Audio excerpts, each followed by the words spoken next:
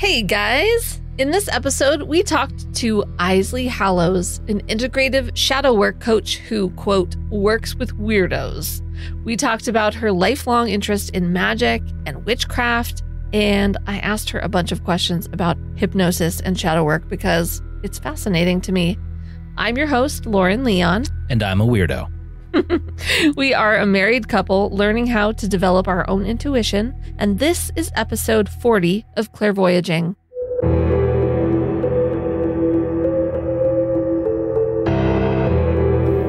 Wayfeather Media presents Clairvoyaging.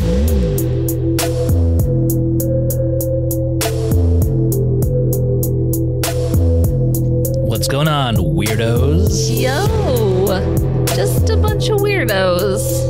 How's everybody doing? Hi, guys. Lauren, what was today? First day of first grade. The first day of first grade. And a lot of schools started today, so it's not just us, and it's not just first grade. But not just our little weirdo. Back to our regularly scheduled program here at home, because it's been chaos.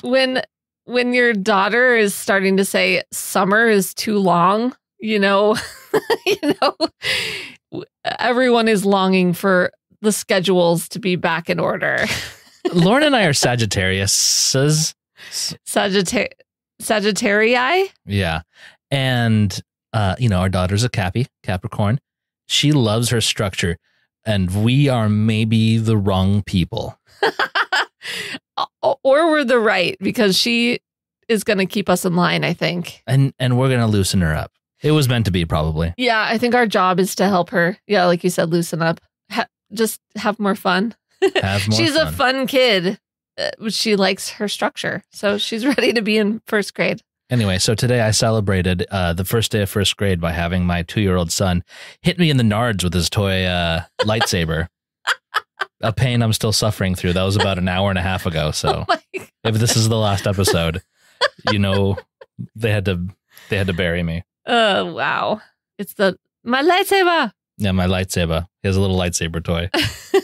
And I know it intimately. Yeah, clearly. Wow. I'm so sorry. Did you not see that happen? I did. Okay. Yeah. You took it like a champ. Oh, it wasn't like a fall to the ground type thing. No, I sat down. I said, all right, everybody, it's time to calm down. As a little bead of pain sweat trickled down my forehead. Oh my God. It was fine. Let's talk about the... Very sorry. Let's talk about... what do we got? Well, a couple of updates. Update us. Just a reminder, we have some fun stuff up on our Patreon.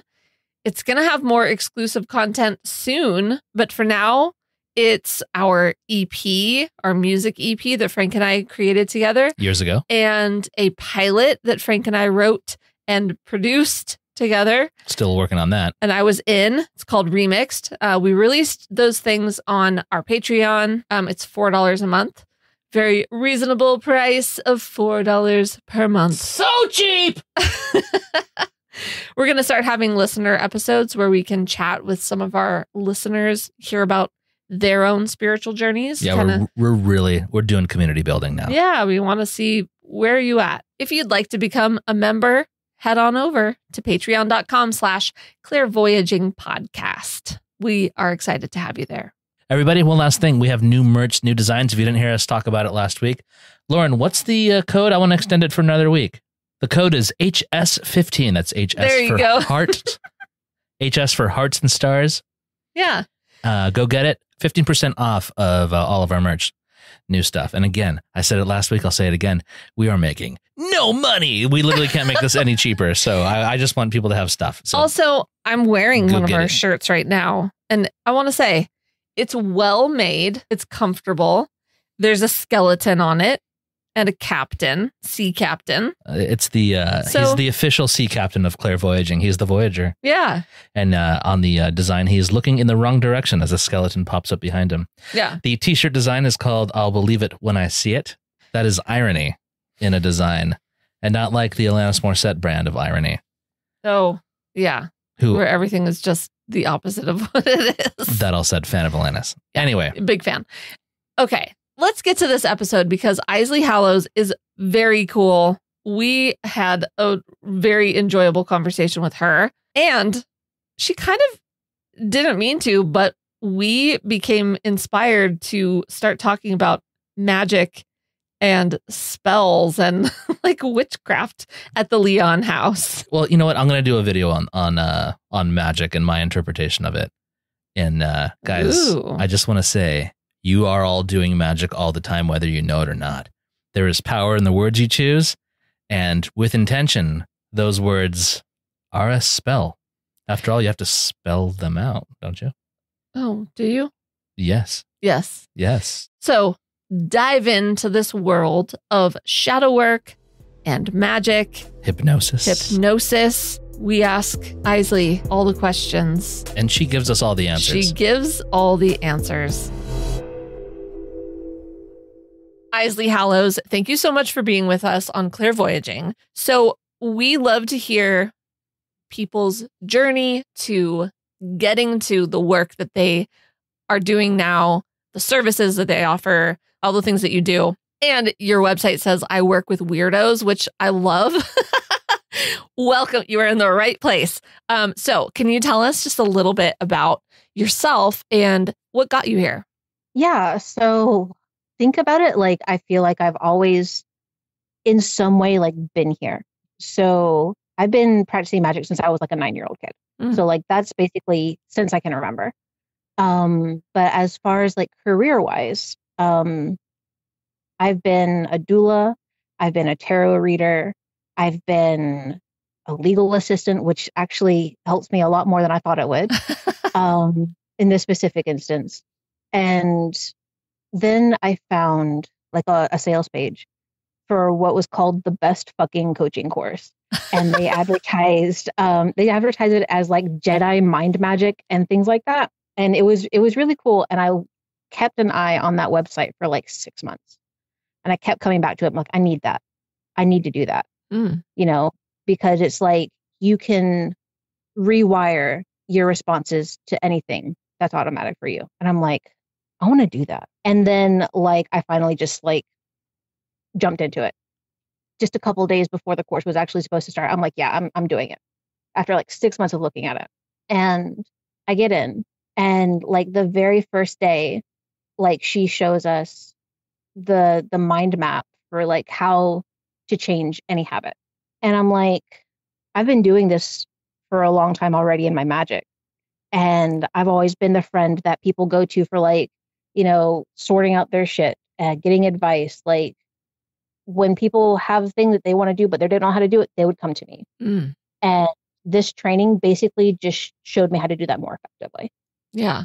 So this was like a hypnotist teaching you how to do that for others? Or did you basically like receive the like a session first? Kind of. So the actual certification is called Integrative Change Work. And it's taught, the course that I was in is taught by Melissa Tiers and Simone Soul. Melissa handled like the practical teaching, the techniques and how to help people. Simone typically handled like how to build the business and market it once you're there. Melissa, she runs the Center for Integrative Hypnosis in New York. She is a renowned teacher of hypnotists, therapists, all sorts of stuff. And she teaches this very specific kind of coaching called Integrative Change Work. The first day she taught us what was called the meta pattern, which is just like 4 steps that you either work yourself through or work your client through. And you are basically lighting up a neural network and then like molding it to how you want to be, and then kind of smushing that new desired behavior back with the like problem state beforehand, and it kind of like neutralizes it out, and you loop the pattern, and then it basically overwrites it on purpose. That sounds great. It is so cool. I feel like I have like literal magic powers. With my background in like witchcraft, I eventually am like, I can't do shadow work without this anymore. This is like the perfect way to do any sort of shadow work, because you can neutralize triggers. You can start, break, change habits, because she sees everything as like everything you do is a habituated response. Because all the habit is the fastest point your brain takes between like point A and point B. It is like, because our brain thrives on prediction, and with this pattern, you first introduce like prediction errors, and your brain's like, okay, what the fuck is happening? And then you are basically practicing a new response over and over in a very specific way that overwrites that old pattern completely. Oh, man. I think you just turned Lauren onto something brand new. Yeah. I'm about to go down a rabbit hole. Well, I mean, that's part of this, but this is the rabbit hole. Yeah. Before you do, I have a couple of this is exciting. I have a couple of basic questions I'd like to cover first. Okay. And then I'll unleash you, okay? All right, first thing. We on the show, we haven't had many people talk about magic and witchcraft at all. We had Mexican folk magic. But yeah, that's about it. But I'm also aware that like magic is a term that can vary by practitioner. So I'd like to know like what your definition of magic is and how you use it. Okay. Just so we're all talking the same thing. Yeah. Yeah. Fascinating. Yeah. I'm not initiated into any sort of specific tradition or anything. I am almost completely self-taught, intuitive. I'm trying to pick my words carefully, because like if you ask 10 different people what magic is, you're going to get 10 different answers. Yeah. And like all of them in some way will be right. And then all of them will also get you cussed out by random people anyway. Which is not too hard to achieve. Yeah. Anything. Can do that. So magic is what is left over when you take a house away from a home. It's like an ever-present thing that's always there that also actively resists definition. I think magic actively resists definition because of this specifically. But in like practical usage, it's what I tap into when I want to change my reality. That's great. It's unseen, but the effects of it can be seen. And it can be felt, but anybody can sort of use it to change a thing. And it has rules, but all of those rules can also be broken. So are we talking like... This is an interesting question. Sorry.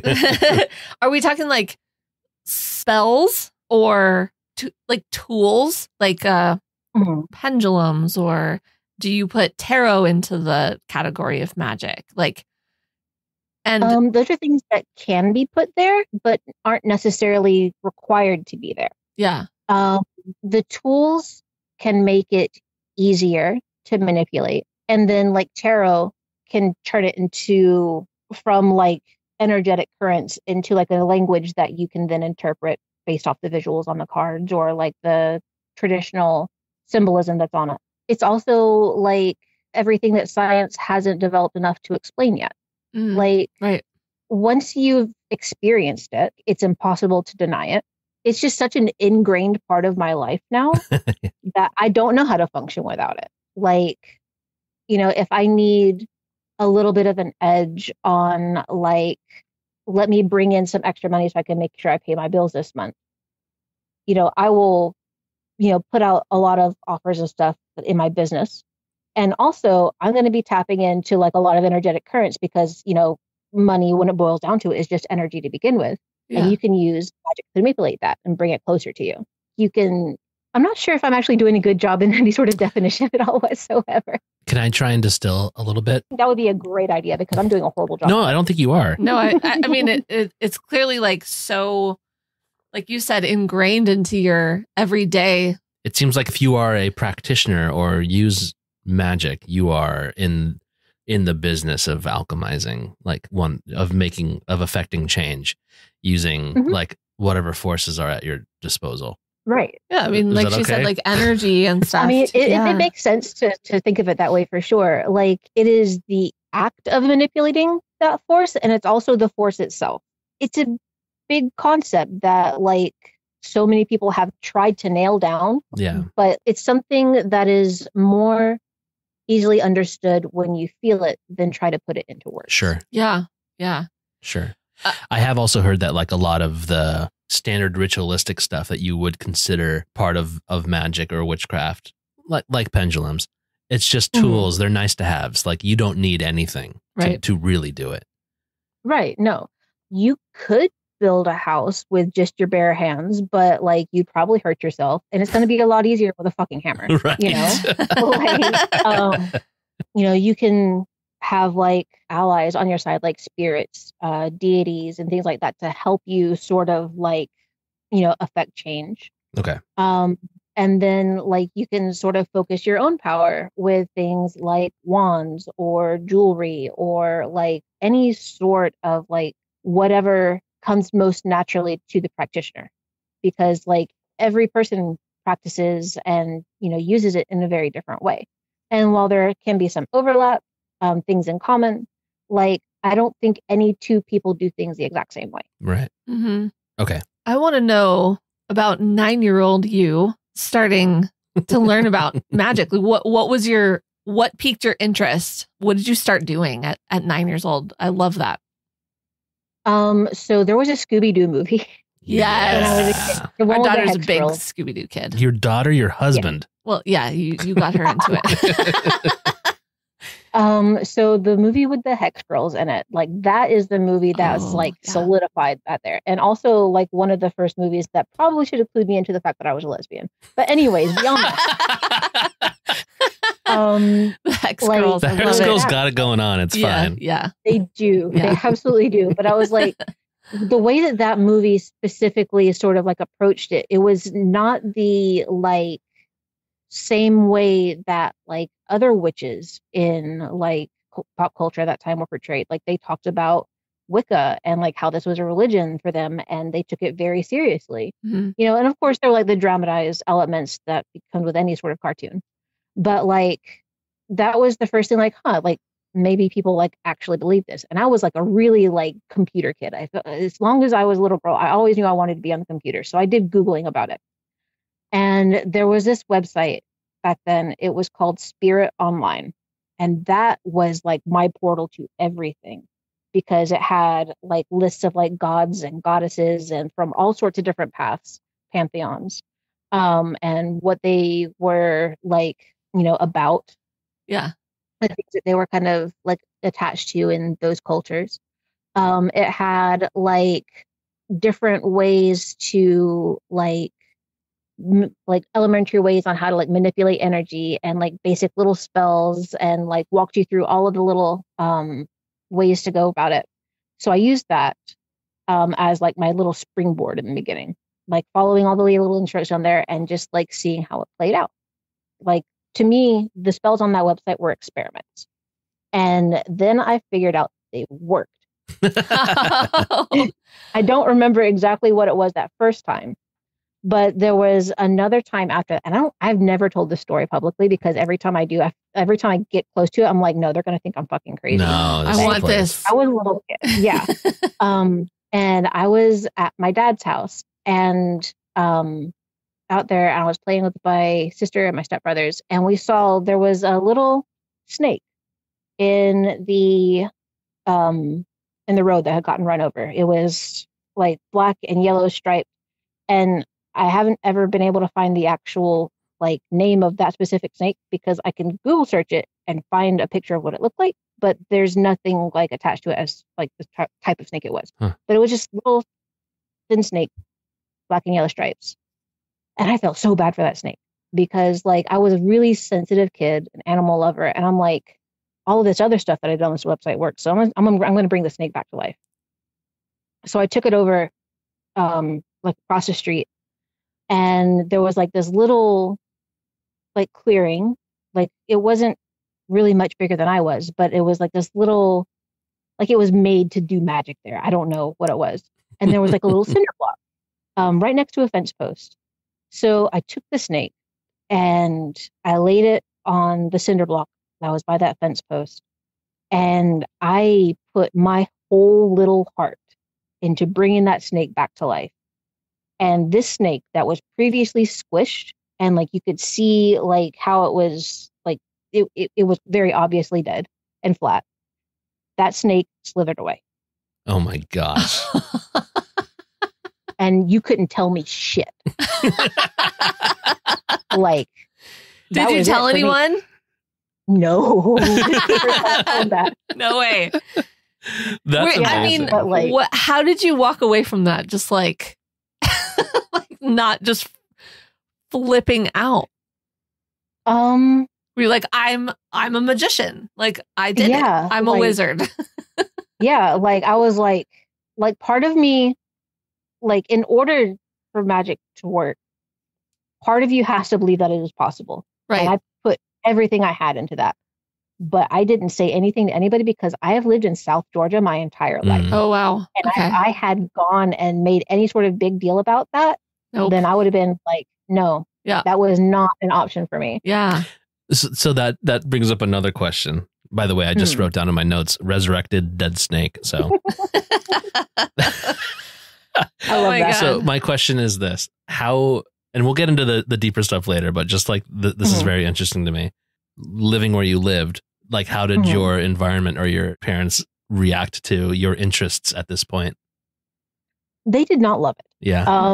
Like one of my relatives at that point in time, they like she was into it for a while, didn't stay with it, but like I did.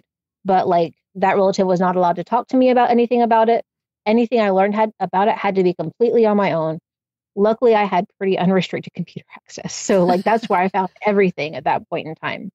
Like I had to keep it completely under wraps. Like I was, people call it the broom closet, and I don't love that term either, but like, that's basically what it is. It's another closet. That's funny. As soon as I got to where I could like freely do that, like, I was really, really open about it, and I didn't really care if they loved it or not.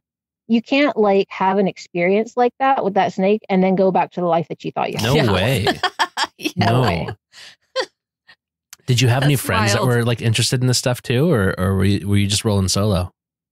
I had friends that were interested in it, but like not to the same degree that I was. Sure. Yeah. And like I also had to be very careful if I talked to anybody like at school about it. Right. Because like there was one time I got called to like the counselor's office, and I was like, don't want to repeat that experience again. Yeah. And like I was undiagnosed autistic, so I was already the weird kid, But like it only takes one time where like someone is like, are you going to cast a spell on this bully for me, before you be like, oh, nah, that's not what I want to be known for. Gotcha. Right. I'd rather be a smart kid, Yeah. Just like to close up the snake loop, did it become less smushed, or yes, did it? Did you watch that happen? Like I watched it happen. Holy cow. I have this like visual in my head, and I'm trying to figure out what it's from, and I'm pretty sure it's from Hocus Pocus. Doesn't the cat get run over at some point and like reinflates? Does it? There's a lot of cartoons where that happens. Yeah. Like all the cartoons, they get partially run over. And it was flat, like my hand flat. Yeah. And then like it was just at first like I saw it twitch, and I'm like, no fucking way, And like it just kind of started like, I have limbs and stuff, but like it was just kind of like it was stretching or something, like as much as a snake can do, but like it was just like moving in a way like how like when someone wakes up in the morning, how they kind of like settle back into their body and stuff like that. Ooh, saying those words out loud just kind of made me tingle. Yeah. But like, and then like, it was not like it reinflated, but it's like it kind of took the shape that it was supposed to have again. Yeah. And then just like very slowly just kind of slithered off of the cinder block. That's amazing. Incredible. Okay. I love it. Okay. So then you said you went on to do some doula work. What kind of doula work? So I started off with just birth doula, and then I eventually worked over to postpartum. And then I kind of switched over to death doula work as well. So I've worked at both ends of the spectrum. Wow. That's cool. Yeah, I figured out that I'm just really attracted to very liminal spaces. So it feels very appropriate that I kind of landed in this conscious, unconscious mind space, Right. Because there's nothing more liminal than that. Yeah.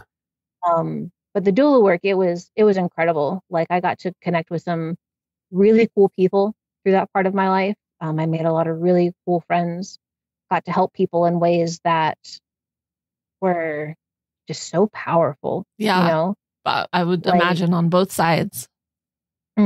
Like, it's just like there aren't words to describe that sort of connection that you have with somebody in that, where they're basically a portal for life. Right. Yeah.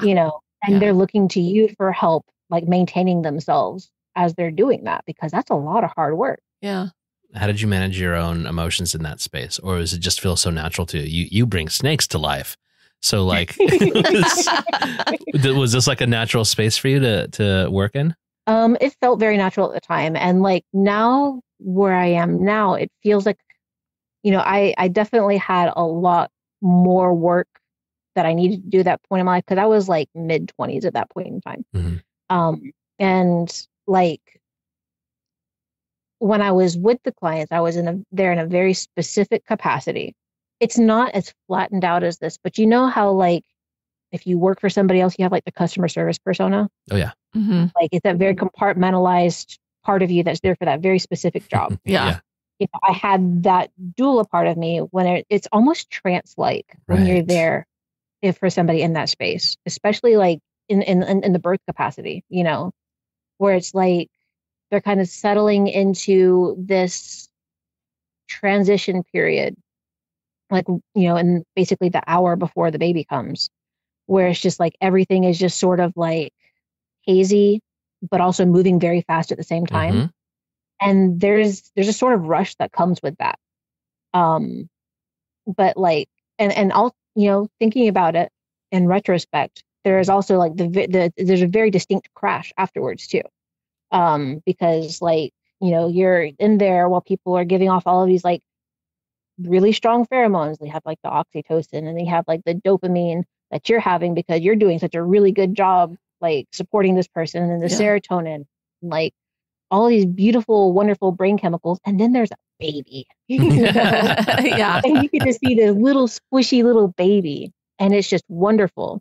And back then I was still able-bodied, so I didn't really have that much trouble with it physically, but like emotionally after, I would have to take a couple days before I was able to kind of return back to real life. I couldn't imagine. Oh, wow. Yeah. That's what I would, I just haven't thought about that on the doula side.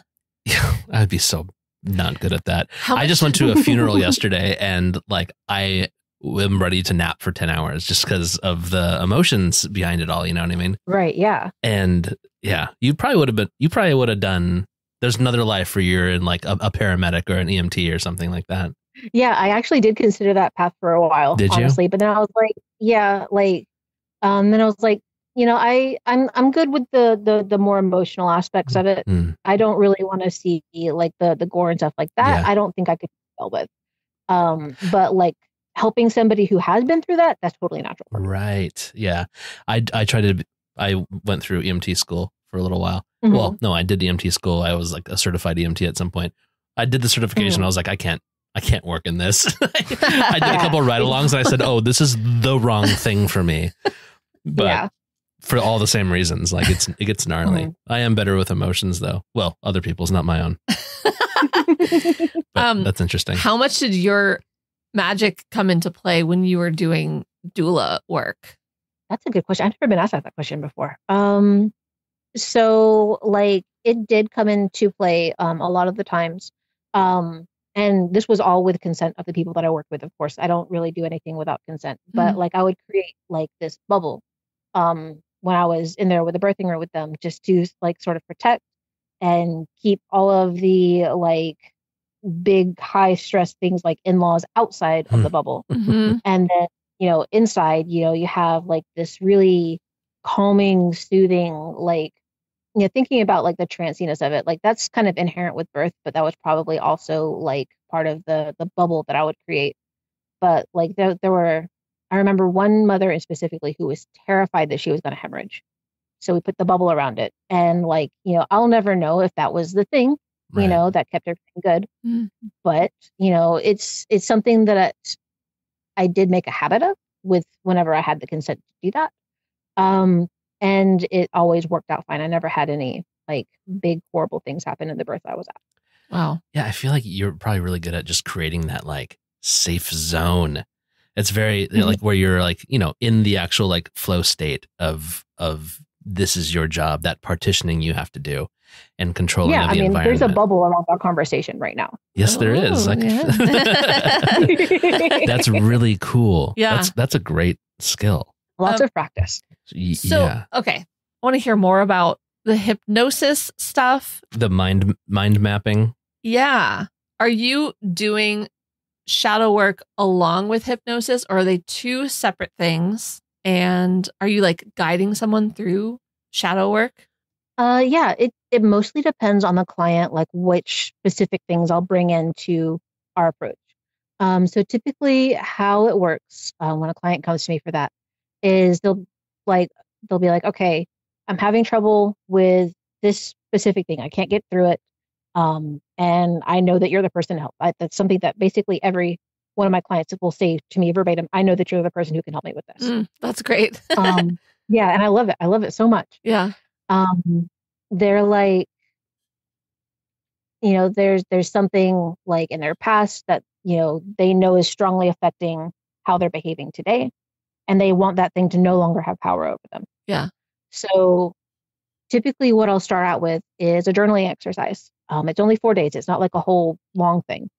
But I adapted it from a book called Opening Up by Writing It Down by Dr. Jamie Pennebaker. Wonderful book. And what you do is you write about this specific thing that has power over you for 30 minutes. Once you put the pen to the paper, you keep writing for 30 minutes, even if you have to repeat the same sentence 5 times in a row. Like, you get it out. You're honest with yourself. You are not judging yourself for the reactions. You explore how you feel now, how you felt then, and any other thoughts that come to mind. Like when you're writing it down, you just write it 30 minutes and then you're done. Leave it for the next day. You do this for 4 days in a row.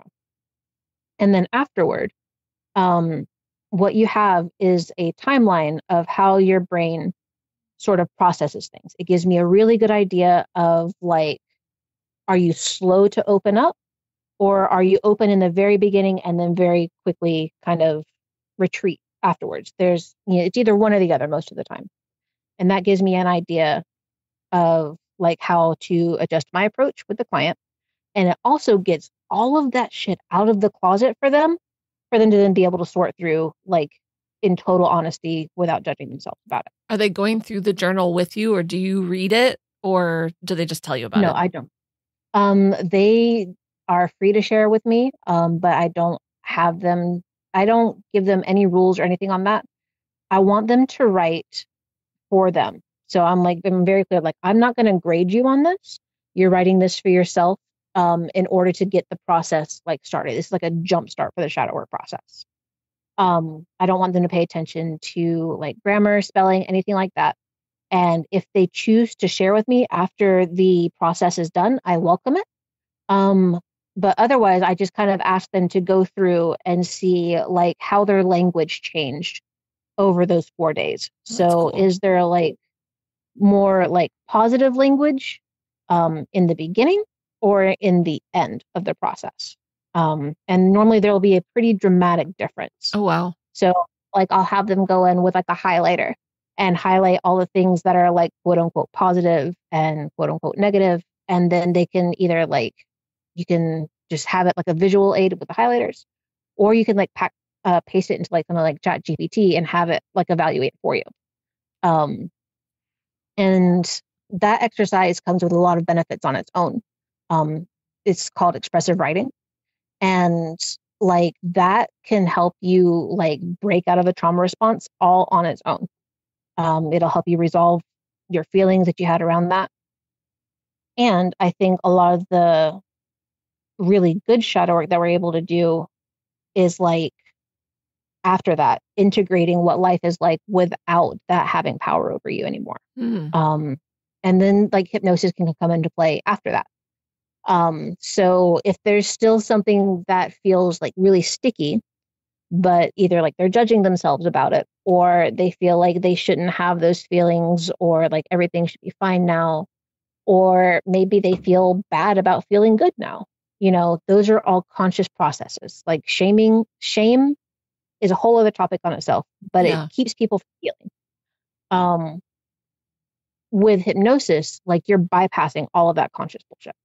Like it goes straight to the unconscious mind. And depending on like what sort of like how people process, because some people are very visual, they can see things very well in their minds. So it turns these unconscious things into like vision, so they can process it out in like a sort of like internal role play sort of thing. Some people have like more audio. They hear things more than they see things in their mind and their imagination.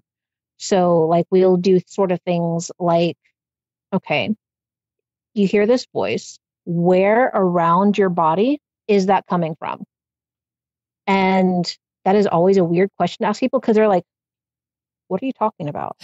I'm like, listen to that, intrusive thought or like this recurring thing that you're having trouble with. When you think about that voice, where around you, in the space around you, is that coming from? And a lot of times they'll be like, it's coming from right here, right behind my head. Or like it's over here, or maybe it's right in front of my face. But it's like, then we get to play with that. If they have like a partner, say that your lover is telling you these things that make you feel really, really good about yourself. Where does that voice come from around you? And normally it's a very different space. Oh, wow. And what we'll have them do is like take that mean thing and take it, like grab it with their hands and move it to the place where the nice things come from. And I'll have them tell me what's changed. And normally that voice either comes a lot more kind. It'll say things in a way that still gets that need expressed. That unconscious need is expressed in a different, kinder way. Other times it just kind of like shorts out and like it doesn't have the same pull anymore. But the way that our brain kind of maps out these things, like regardless of what sort of imagination you have, whether you see things clearly or you don't see anything at all, there's a way in hypnosis to manipulate those processes to make big changes, like whatever they need to be. A lot of the times, like we don't need any sort of trance at all, and everything can just be conversational. Like it'll be hypnosis, but it'll feel like just how we're talking right now. I've never been hypnotized, but like you probably have, you just don't know. Oh. How do you think I got you to marry me? My thought is always like, oh, my brain would fight again. I did this with our therapist. I did this like a past life regression. Mm-hmm. And I could feel, I was like, I'm making stuff up. Like I could feel my brain fighting, like wanting control and wanting to just, I don't know, not unconscious at all, like not subconscious or whatever. Mm-hmm. How do you get someone into a state of like that trance? There are 1.5 million ways to induce a really deep trance. But I think the first part is really interesting, where it's like we actually spend so much of our lives in hypnosis and we don't even realize it. When you are watching a movie, are you constantly thinking this is on a set? This is like there are cameras on the outside of this, or are you kind of? We are filmmakers, so So with that, he sometimes it's like maybe I should use a different metaphor. Well, hold on, but I know what she's talking about, because that's only for the movies that are like okay, right? You can just see the words on the page. Yeah, almost. when there's a movie that's like just blowing my mind, like I'm not thinking about the set or the mechanisms behind it. I'm looking at the story. I'm just engrossed by what's being presented to me. Engrossed, that's hypnosis. Yeah. Another form of hypnosis is like when you're driving to like work or a place that you go all the time and you're there, but you don't actually remember the entire process of driving there. Yeah. You've gone into hypnosis. Like it's simply a state of focused awareness. That's all it is. Wow, I don't think I had a word. I know that feeling. I don't think I ever had a word for it. Yeah. But yeah, of course it is. That's awesome. Anxiety is also a form of hypnosis. Oh, I'm good at that one. Go on. Like anxiety is just another form of trance. Like it's like when you're sitting there and you're ruminating over all of these things that could go horribly wrong. That's your imagination coming to the top. You're just using it to hurt yourself. Right. When you realize that it's just another form of trance, that gives you power over that anxiety instead of the other way around. And there's lots of different, like, more somatic ways that you can break yourself out of that. Like, there's like bilateral stimulation, which is the easiest way to do it. Basically, you can, I'm going to demonstrate with my coffee cup. You drink one hand coffee cup. That's basically the normal thing as we do as an adult, right? But if you drink it with two hands, that's bilateral stimulation, because you're using both sides of your body to make sure that this thing doesn't spill all over the place. But like, if you imagine drinking out of a cup with just one hand and then drink out of it two hands, it's a very distinctly different feeling. Yeah. It's because you're using both sides of your brain at the same time. And we have anxiety is typically located on just one hemisphere of the brain. So when you kind of diffuse that activity over the entire surface of the brain, the anxiety can no longer keep its shit together. How do I undo an anxiety? Like, if I'm like going through, your brain just like acts out all these different like what ifs and stuff. Like, what's a way to like stop it in its tracks? One way that you can do it that like nobody will be able to tell that's what you're doing is just like you pick a spot on your wall or your ceiling. Sometimes like I'll pick like a little imperfection in the paint or like a chip on the ceiling, whatever, and you just focus on that. And you just like laser focus. That's called foveal vision. It's that tunnel vision. And then just slowly kind of expand your awareness like around that dot. And then keep expanding it further until it's like everything that's in front of you. And then expand it even further so your awareness is all the way into your peripheral vision. And your brain shuts the fuck up. That is the fastest way to do that. That sounds a lot like sitting in the power, like Michael Mayo was saying. Oh, yeah. Taking your consciousness out of your head and expanding it and expanding your awareness to your surroundings. Yeah. That's very interesting. Yeah, I feel like that's more helpful than just because I can tell my brain like you're just spiraling or trying to use your brain to like stop doing something. This is a waste of time. This is a waste of energy. Trying to use your brain to fix your brain is often not helpful. Not at all. Unless like you're hacking it. Sorry, what? Yeah. Your conscious brain, at least. Yes. Like, and all of that is just a conscious manifestation of an unconscious need or unconscious process. Like, when you are consciously telling yourself, okay, this is just a spiral, this isn't real, like I should feel fine. My approach to like coaching shadow work is very parts oriented. Like, so there's one part of you that feel like it is very important for you to know this thing, and that is why you're having anxiety about it. It's this other different part that feels like this part shouldn't have any say in the situation. But this part has a need. This part has something that is very desperately trying to tell you, and this part is saying, shut up. Yeah. And yes. Like, if you think about it, like, say that this is a worry that you've had since you were a kid, if you imagine telling this little kid version of you to shut up, what happens? It doesn't actually make it go away, but it does make it hide itself and kind of reverse back into the shadow until that need comes up again for whatever reason. Right.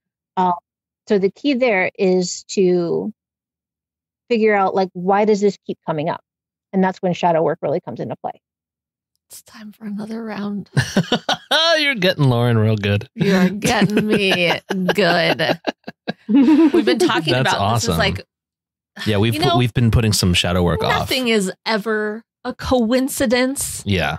Isley, you came across my Threads feed for a reason, because my brain has been wanting more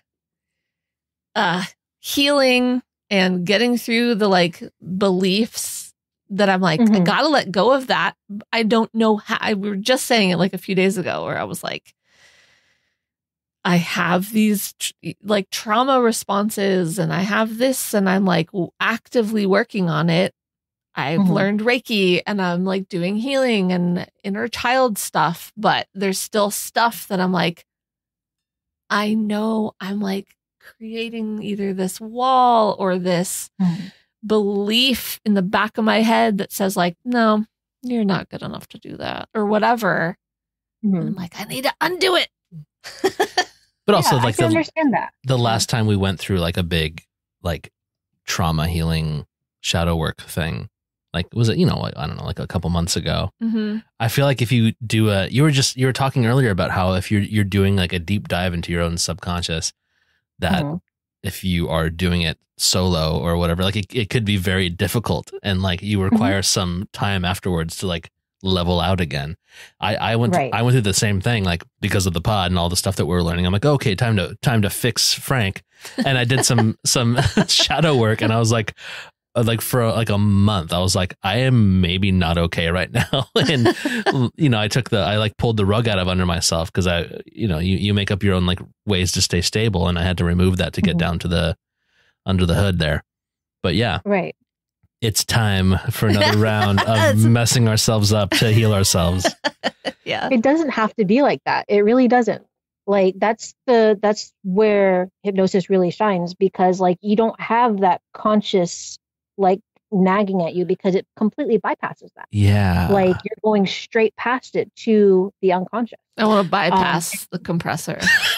Sorry. That's a Star Wars reference. I don't know. Again, we refer to that a lot. We really need to stop. I don't think that's not our demographic. So sorry. Please. I could talk about Star Wars the whole time. Don't get me started. Don't get me started. I'm here to talk about one thing today, damn it. Yeah, separate conversation will need to take place between Frank and Eisley just about Star Wars. I need to ask you, so talking about the bypassing of stuff, the strategy that you're talking about where you're writing out things for 30 minutes for 4 days. That I was like, what is that? While you're talking about it, I was like, what is that doing? And it made me feel like, it's you're mapping it over the course of 4 days and 4 different states of being, however like your brain works. You're mapping 4 different paths to this like trauma or something that you are getting to. So it's like a good way to get to all the different thoughts and thought processes you have around that lead back to this particular point. Is that kind of what's your thought process behind that? Kind of the way that I come to that is like when you're doing this automatic writing exercise, it's like you are simultaneously writing out the narrative that you have surrounding that feeling, and then also stripping it back over the course of 4 days, because a lot of the problems that we have aren't actually the problem itself, is the narrative that we have built around it that props it up.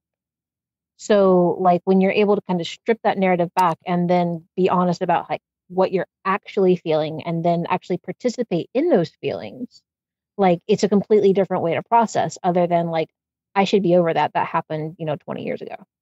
That's very interesting, because people are storytellers. They build a narrative around events. You know what I mean? Things happen, but then we tell stories around it to try and process, but that story becomes its own thing. Yeah.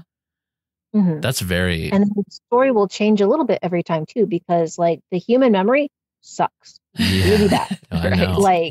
And it's because it sucks that we're able to it's like a bug that you can exploit in really cool ways. Yeah. So because the human memory sucks in this very specific way, that you can feel like you remember exactly how it was the day that it happened. You can tell the story of this event that happened, say 20 years ago.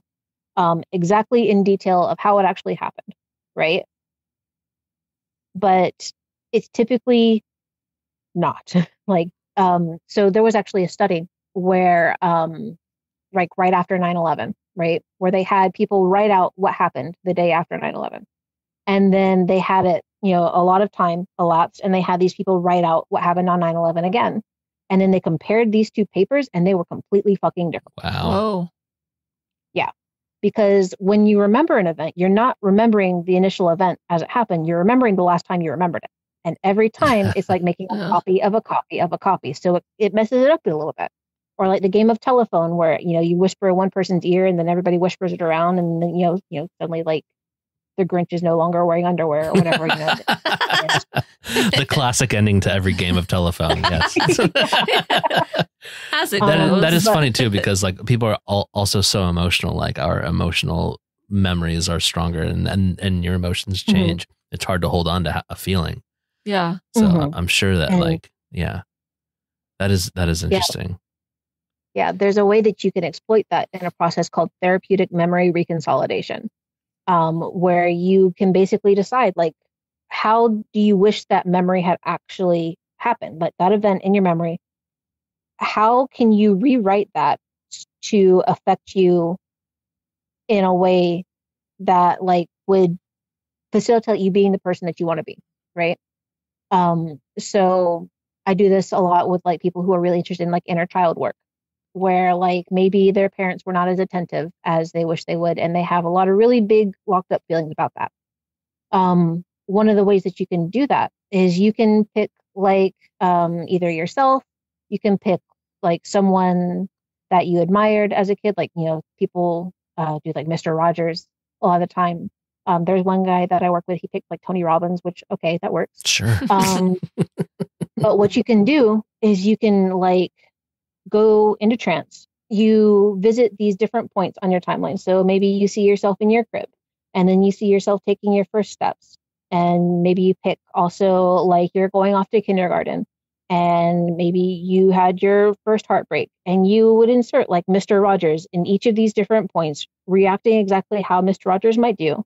And then you see these changes generalize across each of these moments, because like you're not overriding the memory. Like you can still remember it as you remembered it before, but the emotional connection that you had to that memory is overwritten with this feeling that you have, you know, what if Mr. Rogers was there instead? And that facilitates a lot of healing for people who are interested in that. I can imagine. This is so okay.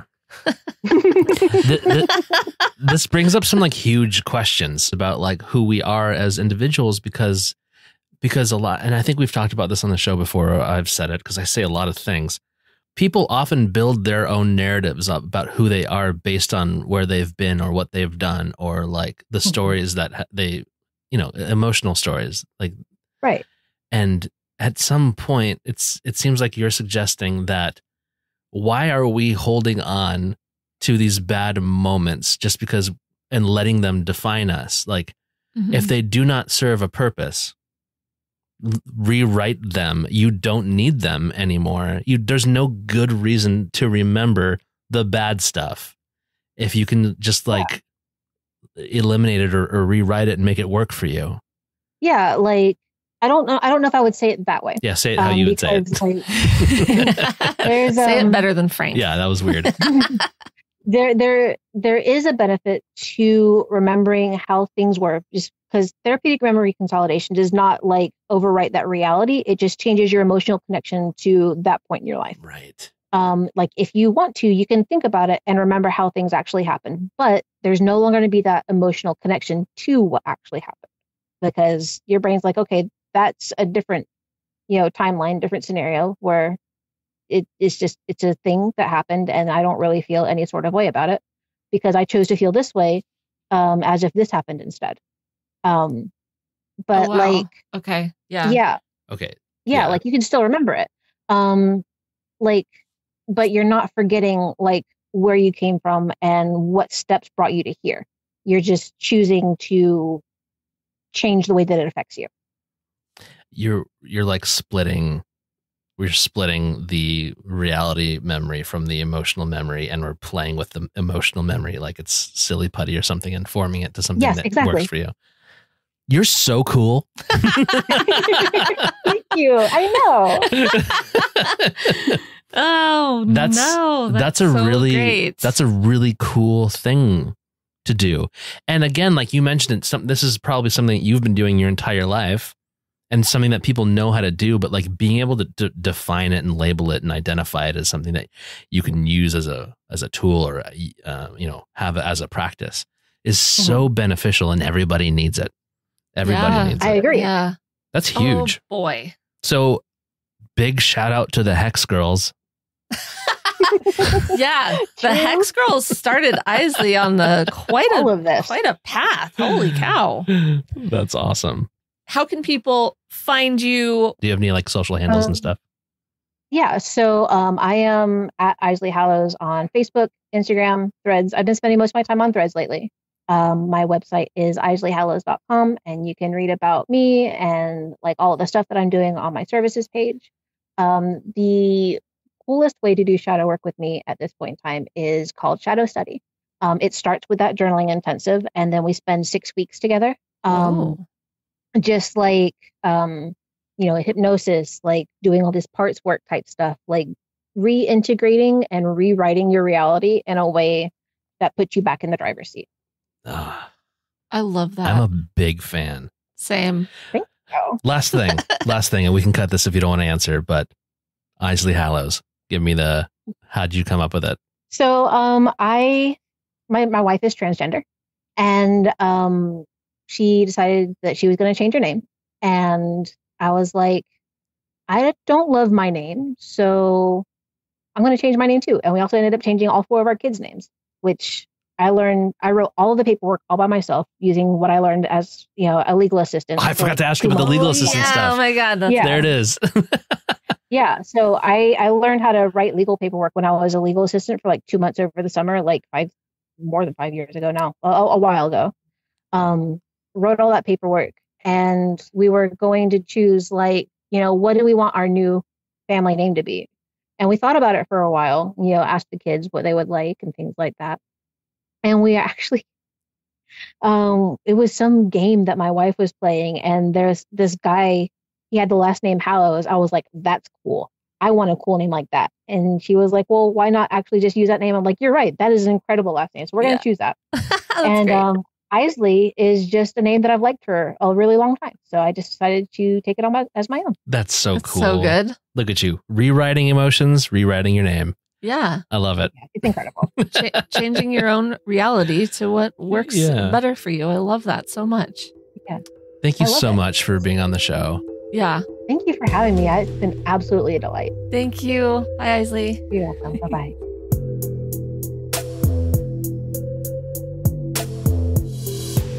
Thank you for listening. Visit www.clairvoyaging.com for show notes, merch, or just to say hi. If you'd like to support our journey, visit www.buymeacoffee.com/clairvoyaging. This has been a production of Wayfeather Media.